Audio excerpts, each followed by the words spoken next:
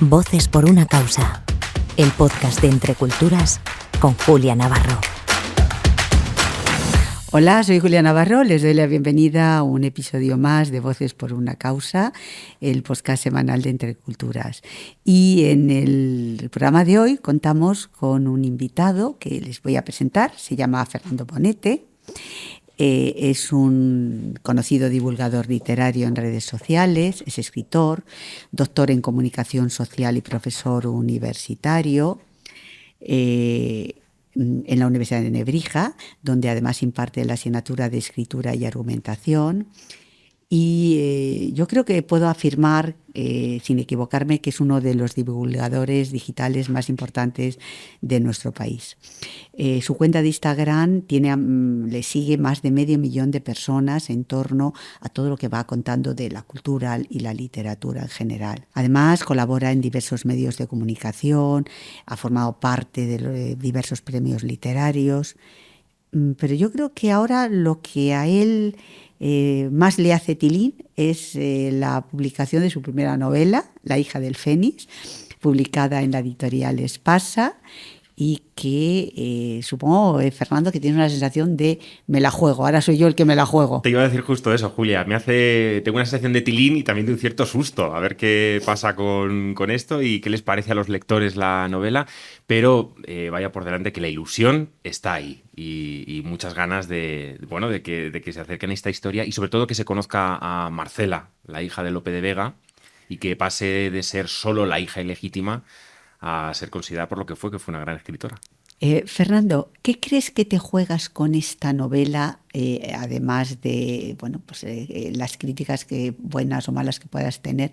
¿Qué te juegas con todos esos seguidores que tienes en las redes y para los que eres un auténtico gurú y que van a decir, bueno, ahora es el que ha escrito un libro? Tienes toda la razón y yo creo que parte de, no sé si del temor o de ese susto al que me refería antes, puede venir de ahí, ¿no? Porque una cosa es recomendar libros en base a mi experiencia lectora, mi experiencia, de amante de la literatura, y una muy distinta, escribirlos, en este caso escribir esta novela, y recibir a cambio las impresiones de los demás. Ya no estoy recomendando los libros de otros, sino que otros van a hablar de mi libro y de mi novela, ¿no?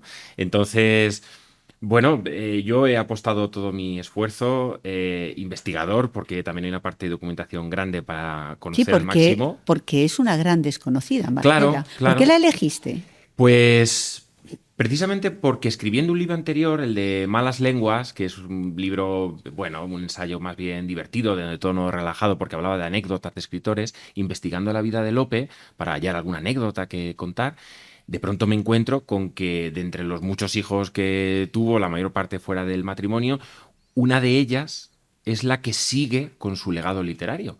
Y entonces empiezo a leer la obra de Marcela y me doy cuenta de que hay una gran escritora ahí detrás. Y digo, ¿cómo puede ser que esta mujer que escribió esta obra tan maravillosa no sea conocida? O que lo único que se conozca de ella fue que fue hija de. Bueno, está claro que fue hija de, ¿no? Y sin Lope no existiría ella.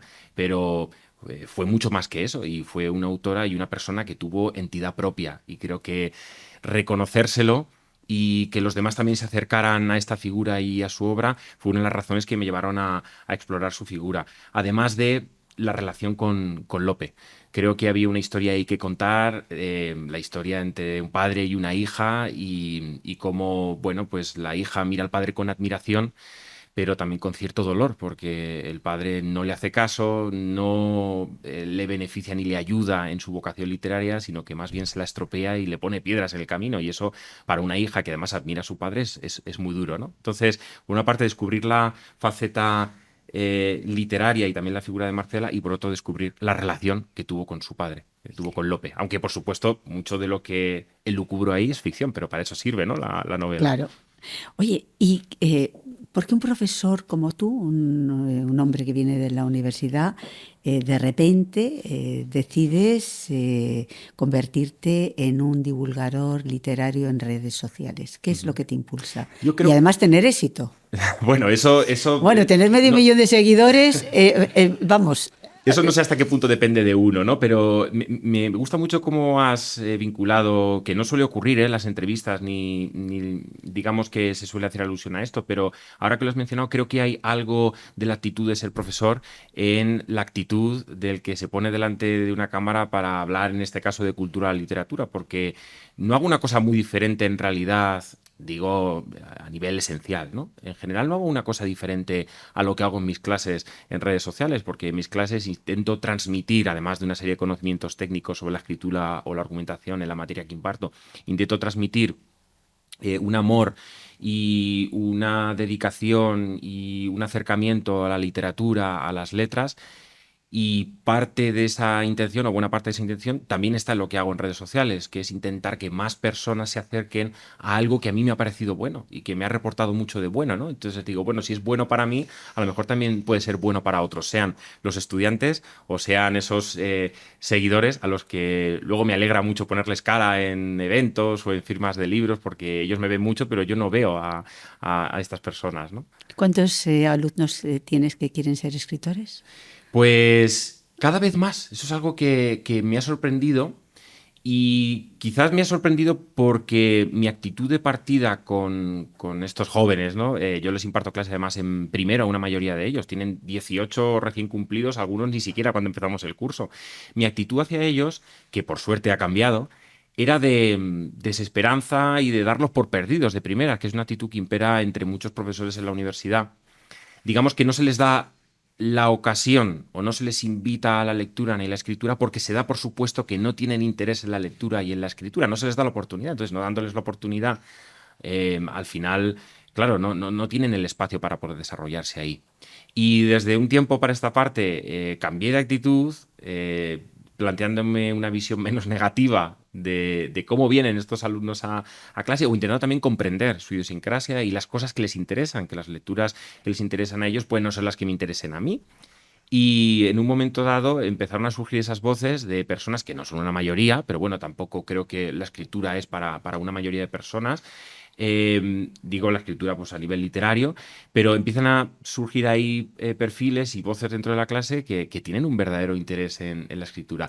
Eso sí, siempre coincide, y no nos va a sorprender a ninguno de los dos, que son personas que tienen un interés previo en la lectura. La lectura, claro. Es que sin leer no se puede escribir. Yo creo que, bueno, no creo, no, lo sé. Para escribir esta novela he leído muchas más líneas de las que he escrito. Seguro. Tú estás en contacto con muchos lectores. Las encuestas dicen que después de la pandemia aumentó el número de lectores. Seguramente estábamos todos en casa y hubo personas que de repente descubrieron que tenían que llenar las horas como pudieran, además de con las series de televisión, de repente descubrieron que tenían libros. Entonces, ¿crees que las redes sociales además se han convertido en una herramienta para acercar a la lectura a los jóvenes? Creo que ese acercamiento a la lectura a los jóvenes o el incremento de la lectura entre este grupo poblacional tiene muchos factores, muchas variables, pero sin duda creo también que uno de esos factores y esas variables ha sido la presencia de los libros o de perfiles. Cuando digo como el mío, no es que el mío sea el referente o la figura, hay muchos como yo que hacen divulgación literaria y cultura en redes sociales, y creo que en buena medida hay un factor ahí esencial e importante, porque una parte de la sociedad tiene interés, una parte grande y cada vez mayor, quizás no la suficiente todavía, pero cada vez mayor por las encuestas a las que te referías, tiene interés en la lectura, pero no encuentran esos espacios de literatura y de cultura en los medios tradicionales. En la televisión, ¿cuántos espacios de cultura y de libros hay? Uno a la semana, quizás Página 2. Página 2. Ahora que De leo Óscar López, en el grupo que es A3 un Media, en La buenísimo Sexta le dedican programa. ahí 5 o 6 minutos, menos mal que les han dejado, poco más. En la radio, ¿cuántas veces se dedica tiempo a la cultura? Ahí es verdad que la presencia es un poco mayor, pero tampoco vamos a tirar cohetes, ¿no? Y en prensa el espacio que se les deja es cada vez más reducido y solo hay que mirar cómo baja la calidad, y no la calidad por el trabajo que hacen los periodistas, sino la calidad en cuanto a espacio que les están dando a los culturales, ¿no? Y esa presencia ha venido a rellenarla, o esa necesidad ha venido a rellenarla precisamente la presencia de los libros y la literatura en plataformas de redes sociales. ¿Y qué ha pasado? que ha habido un boom y una explosión y se prevé que este año siga habiendo y la tendencia vaya al alza en torno a este tema. ¿Por qué? Porque por fin los amantes de la lectura encuentran un espacio que además es permanente y que lo tienes al alcance de la mano, al alcance de tu dedo para entrar y que alguien te hable de libros y comparte una pasión contigo. Oye, ¿y tú sigues las listas de libros de los más vendidos que publican los medios o no? No sé si es una confesión culpable o un placer culpable, pero sí, absolutamente. Todas las semanas en los suplementos culturales, los viernes, sábado, jueves, sí. Viernes, sábado, que sabes que se publican los principales, yo voy a las listas de los más vendidos. Me alegra además encontrarte ahí casi siempre, casi siempre. Y sí, y les echo un vistazo porque también se encuentran libros que están triunfando ahí, que digo, oye, pues este libro no lo he leído todavía, me da curiosidad por el tema, por la razón que sea. Y digo, voy a acercarme, si tanta gente lo está leyendo, a ver, y luego ya a ver qué pasa. Saco mi juicio. Hombre, ¿no? Pero, claro. Sí. En uno de tus libros recomiendas a los lectores un libro para cada año de su vida. A mí eso me parece genial. ¿Cómo se te ocurrió? Y a ver, cuéntame para cada año que leemos. Bueno, tengo que confesar que la idea fue más bien de la editora porque están haciendo algo maravilloso ya no solo con la literatura, sino con distintos temas. Temas de hoy ahí están publicando una serie de libros dedicados a diferentes artes. Está una película para cada año de tu vida, una poesía para cada año de tu vida. A mí me tocó el de un libro para cada año de tu vida. Y hay años que se me hicieron más difíciles que otros. También tengo que confesar, porque los años que le pillan más cerca de la edad de uno, como uno sabe lo que está sintiendo, las cosas por las que está pasando, pues tiene más facilidad para hilarlo con ciertos libros que en un momento dado le han ayudado a sobrellevarlo, o cree que el momento vital en el que está conecta mejor con esa temática, con esa narrativa. Igual con los momentos de los que uno viene, porque sabes lo que has vivido, sabes cómo lo has vivido y qué libros pueden conectar con el qué y cómo lo has vivido. Pero se me empezó a hacer arduo a partir de la década de los 40, que aún no he llegado a ella, porque ya digo, bueno, esto todavía no lo he vivido. Entonces, ¿cómo conecto algo que no he vivido con libros? Entonces, bueno, ahí hay un poco ya de suposición, sin entrar en la ficción, pero casi. Pues ahora te voy a poner en un auténtico dilema. Vamos a ver, sabes que Entre Culturas trabaja en 5 causas fundamentales, que son la educación de calidad, la igualdad de género, palabra que no me gusta nada, justicia, igualdad sí, pero lo de género yo creo que ya se ha convertido en una palabra que de verdad no engloba lo que debería. Justicia socioambiental, movilidad humana y participación ciudadana. A ver, ¿qué lectura recomiendas para cada una de estas causas? Pues ahora me las tienes que ir recordando. Sí. Educación de calidad. Educación de calidad, voy a recomendar la novela Presentes. No en todos los casos creo que me voy a acordar bien del título o bien del autor. Así que yo doy o el título o el autor y luego en Google ya... Oye, pero no se lo pongas difícil porque, a los que no se escuchan. No, pero el título lo daré o el autor si me acuerdo también. Por la Presentes me encantó porque... ¿De quién? Claro. Por eso lo decía. A lo mejor lo podemos buscar. Aquí nuestro equipo de producción puede buscar Presentes en Editorial Encuentro. ¿Por qué? Pues mira, es un profesor que tiene que dar clases a estudiantes ciertamente problemáticos. Y un profesor cuando se enfrenta a esa tarea tiene muchas actitudes posibles y la mayoritaria suele ser el desasosiego, la desesperanza. Esta gente no hay quien la aguante, no se puede con estos chicos, esto no hay quien lo arregle y ponerse cenizo. O sea, te estás viendo a ti mismo en algún momento. Todos los profesores hemos pasado por ese momento, pero hay profesores que de manera constante, ¿no? ¿De quién era? Presentes. Alessandro D'Avenia. Sí, que además es hiperfamoso. Es hiperfamoso, sí, pero no me acordaba. No, pero fíjate, cuando lo has dicho yo digo, pero yo ese libro... No sonaba. Claro. Sí. Pues esto, y de pronto, pero no voy a desvelar qué porque reventaría la novela, algo ocurre ahí que le hace cambiar de actitud y ver las cosas de otra manera y de hecho la palabra ver, la mirada sobre los chicos y lo que hacen tiene mucha importancia en la novela. ¿La igualdad entre hombres y mujeres? Igualdad entre hombres y ¿Igualdad mujeres. de género? ¿Qué decís los modernos? Pues voy a recomendar algo muy rompedor. A ver. No estoy seguro de que a mí me gustara del todo el enfoque o la manera en que se planteó la novela, pero es muy interesante. Mira, hay una escritora que tiene un nombre casi impronunciable, al final me voy a recordar más los nombres difíciles que los fáciles, que es Yanja Yanagihara, que escribió una novela que arrasó, no sé si fue en 2020, 2021, que fue Al Paraíso. Perdón, Al paraíso es el libro que voy a recomendar. La que tuvo tanto éxito fue Tan poca vida. Tan poca vida. Poca Fue un libro vida. que vendió ha sido un Sí, arrasado mundialmente. sí. Bueno, pues después escribí un libro que ya no tanta gente ha leído, que se llama Al paraíso. Que son 3 pequeñas novelas juntas formando un gran tocho, como escribe esta escritora. Y Al paraíso plantea este tema muy De bien. la igualdad. Porque, de hecho, inicia con una ucronía absoluta, y es que se pone en el siglo XIX y le da la vuelta al siglo XIX en el sentido de que son las mujeres y no tanto los hombres los que mandan, las relaciones personales se invierten, o sea, es todo como al contrario de cómo fue el siglo XIX, para plantearnos cómo habría sido la cosa de la historia si todo hubiera sido distinto o al contrario, ¿no? Puede estar bien para hacer cambiar ciertas miradas. No, vamos, seguro. Debería ser de obligada lectura para muchos. Bueno, justicia socioambiental, Justicia socioambiental. o sea, medio ambiente. Sí, medio ambiente.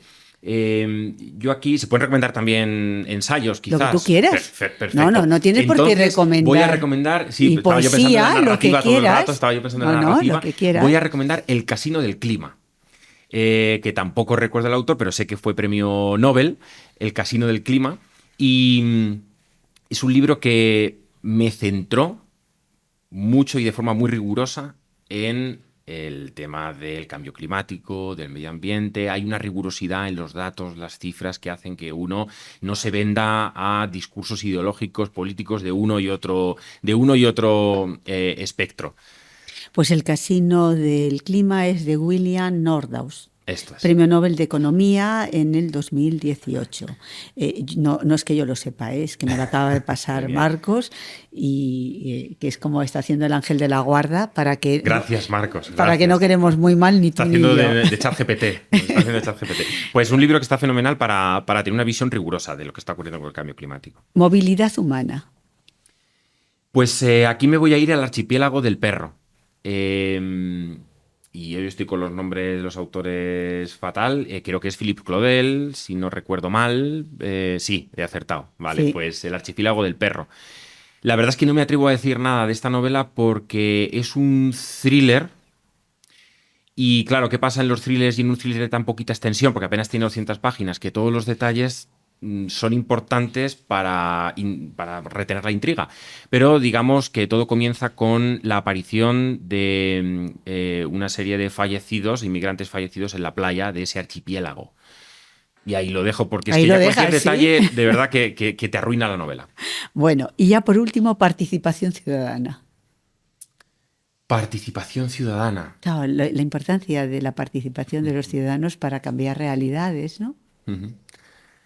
Porque esta es una dimensión más política, cívica.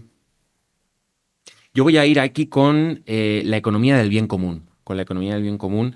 De nuevo, tenemos que echar mano de... Es un libro que Marcos. está en Deusto, sé que está publicado en Deusto, sé la editorial, y sé que se llama La economía del bien común. Uno de los grandes problemas que tenemos, o gran parte de los problemas... A ver, economía del bien común, pero no es el de Tirol. Está en Deusto, publicado en Deusto. A ver si lo encontramos. Mientras yo voy diciendo que uno de los grandes problemas de los que se derivan muchos problemas sociales es la forma en que entendemos la economía. Y este libro permite entender la economía, como bien dice el título, como una cosa buena para todos. Christian Felber, efectivamente, que es el gran líder del movimiento de la economía del bien común. Permite entender la economía como una cosa de todos. Es decir, pasar de ese maximalismo económico de a mí solo me importa cuando gano yo y los demás me dan igual, sino entender la economía como una forma también de ejercer la reciprocidad y la gratuidad con los demás. Eso también es economía, es decir, reintegrar las relaciones personales, el bien relacional en la economía, para que la economía no solo sea cosa de bienes materiales. Fernando, ¿y a ti qué libros te han cambiado? Pues depende del momento en que me lo pregunten, diría uno u otro, ¿no? Últimamente estoy muy obsesionado y le vengo dando muchas vueltas por cosas que ocurrieron o han ocurrido en mi vida a El desierto de los tártaros, de Dino Buzzati, de ¿no? Buzzati, sí. Pero además es que no es una cosa que creo que me ha pasado solo a mí, es que casi que, como recibo muchos comentarios en redes sociales cuando recomiendo libros, en el momento en que recomendé El desierto de los tártaros, llegó un aluvión de comentarios de personas que decían, a mí también, porque... por cuestiones Es un libro distintas, ¿no? difícil. Pero es un libro difícil. Es un libro difícil. Es un libro, yo lo leí, me parece que con 18, 19 años, y luego me lo volví a leer. Porque llegué a la conclusión que no me había enterado de nada. Entonces, yo es que creo que es un libro que puede necesitar distintas lecturas, ¿no? Distintas lecturas. No, Sí. no, claro, de la primera lectura que yo hice a la segunda lectura que hice años después, supongo que habían mediado muchos años y me hizo ver desde otra perspectiva lo que realmente quería decir Bucetti en ese libro. Ahí está. Bueno, y entonces a ti ese libro sí que te cambió. Pero últimamente es verdad que como he releído Corazón tan blanco... Bueno, de Javier Marías. Claro, y una gran parte de la novela habla sobre el matrimonio, pues me ha traído también reflexiones sobre el matrimonio últimamente, para bien, pero me ha traído reflexiones también sobre el matrimonio, sí. Bueno, yo creo que Javier Marías es uno de los grandes escritores en lengua española que hemos tenido en el siglo XX y en el siglo XXI, ¿no? Totalmente. Y que le deberían de haber dado el Nobel. Una pena. Pero bueno, como tantos otros escritores que se han ido sin el Nobel y lo Sí, merecían, pero es ¿no? que Pero él... Javier lo merecía especialmente. O sea que eso es un demérito de los señores que dan estos premios. Y otra pregunta. Tú cuando vas a una librería, tienes un montón de libros delante, ¿qué es lo que te impulsa a coger uno, a coger otro? ¿Qué es lo que te llama? Pues, ¿el tema, el autor, el momento vital en el que estás? Pues ahora me refería al contenido, pero yo no voy a negar que un factor también esencial es la apariencia del libro. Las portadas, claro, las portadas se aman. ¿No? Igual que, como decía Aristóteles, la apariencia de las personas es algo innegable, pues también de los libros, ¿no? La apariencia de las cosas es importante. Bueno, pero digo, en cuanto a contenidos, yo creo que para mí los dos principales, el tema, de qué va este libro, qué temas cubre este libro, son temas que sintonizan con mis intereses o son temas que, como se suele decir, me da pereza esto, ya vengo de leer mucho sobre esto o no me interesa este tema. El tema es algo a lo que atiendo seguro en un libro. Y luego también la experiencia que hayan tenido otros con ese libro. Intento informarme antes o intento preguntar a otras personas con las que comparto afición o comparto gustos de, oye, ¿tú has leído este libro? Sí, ¿y qué te ha parecido? O no, pero oye, ¿has oído hablar algo de este libro? O sea que el factor relacional en los libros yo también creo que es importante a la hora de elegirlos. ¿Y te da vértigo haber publicado una novela? Después de haber escrito otras cosas, de repente una primera novela... Me dio vértigo ya no me ha dado vértigo ya no solo publicar, sino ponerme a escribirla. No, novela, porque tú ya habías publicado. Sí. Es que no tiene nada que ver. No, claro, pero me refiero que no ha sido tanto el vértigo que ya esté, ¿no? En librerías, que también, sino haberla empezado a escribir. El mayor vértigo fue cuando me senté a escribir el primer capítulo, porque yo venía de escribir ensayo. Claro, por eso. Y el ensayo para los profesores... es casi una continuidad. Claro, sí. Es la palabra, lo has definido perfectamente. Porque como hacemos investigación en la universidad, al final saltar del paper científico al libro de divulgación es incluso más fácil porque no hay aparato metodológico como tal, no te tienes que partir la cabeza tanto con las fuentes, las referencias bibliográficas, pero para ser exactos, incluso cuantificarlo. Yo me sentaba a escribir 1 hora en un ensayo y puedo escribir 5 o 6 páginas prácticamente sin problema. Me siento a escribir la novela. Es distinto. Y es que no escribo ni un párrafo. Ni un párrafo. Entonces, para mí fue incluso desesperante ese cambio total del chip y del cerebro de decir, no, es que aquí estás tú solo ante el peligro. Y después, gracias a que tenía la historia, lo poco que se sabe de Marcela como apoyo, pero... Una vez que has escrito esta primera novela, además de ensayos que seguro que vas a seguir escribiendo, ¿piensas seguir caminando por ese sendero de la novela? Me encantaría seguir, de hecho, con la novela. Me encantaría seguir con la novela, porque al mismo tiempo que decía antes que llegó un vértigo tremendo y un bloqueo tremendo cuando tuve que cambiar el chip, lo cierto es que una vez he cambiado la mentalidad, me ha gustado mucho más la experiencia de escribir ficción que la de escribir ensayo, mucho más. Ese momento en el que te sientas y, no lo digo en plan mal, pero que tienes que sientes que tienes el control y el poder de la historia y que al final, suena mal decirlo, pero tienes el control de esas personas, de esos personajes que aparecen en las páginas, los puedes llevar para un sitio, para otro, hacer que reflexionen sobre este tema que te preocupaba. No, es que los personajes es lo que tú quieres. Eso es. Es maravilloso esa sensación, es casi como una droga y y la verdad es que querría recuperarla y seguir consumiendo esa droga de la ficción y la narrativa. Y ya tienes algo en la cabeza. Y no te voy a preguntar el qué, porque a mí me revienta que me pregunten ¿y de qué va su próxima novela? Pues no lo digo. Tengo algunas cosas ahí en la cabeza, pero no termino de decidirme. También me ha ocurrido algo, claro, que como era la primera vez, nunca lo había experimentado. Y es que cuando he acabado esta novela, de pronto como que me he quedado en blanco. Me es muy difícil pensar en la siguiente, en ponerme de nuevo a escribir. Creo que voy a necesitar como unos meses de desconexión y descanso. Y me ha pasado un poco como los títulos y los autores de antes, que se me ha olvidado casi lo que he escrito, ¿no? Ahora voy a tener que hacer memoria otra vez con todas estas promociones de la novela y que vienen y demás. Pues muchísimas gracias, Fernando, por todo lo que nos has contado, por aceptar la invitación, por acompañarnos, y a todos ustedes pues les esperamos la semana que viene y desde luego yo no soy una influencer literaria como Fernando, sí lo eres, Julia, más pero que yo, más que les yo. recomiendo La hija del Fénix, porque realmente la historia de Marcela es una historia apasionante y desconocida, y Fernando pues ha abierto una puerta en el que habrá muchísimos lectores que van a descubrir la historia de una mujer que ha sido maltratada por la propia historia. Así que les esperamos en esta novela. Bueno, que diga esto, Julia, de la novela, es el mayor premio que me van a dar por ella. No, y yo estoy deseando, vamos, me voy con tu novela bajo el brazo. Muchas gracias a todos por estar ahí. Voces por una causa, el podcast de Entre Culturas con Julia Navarro.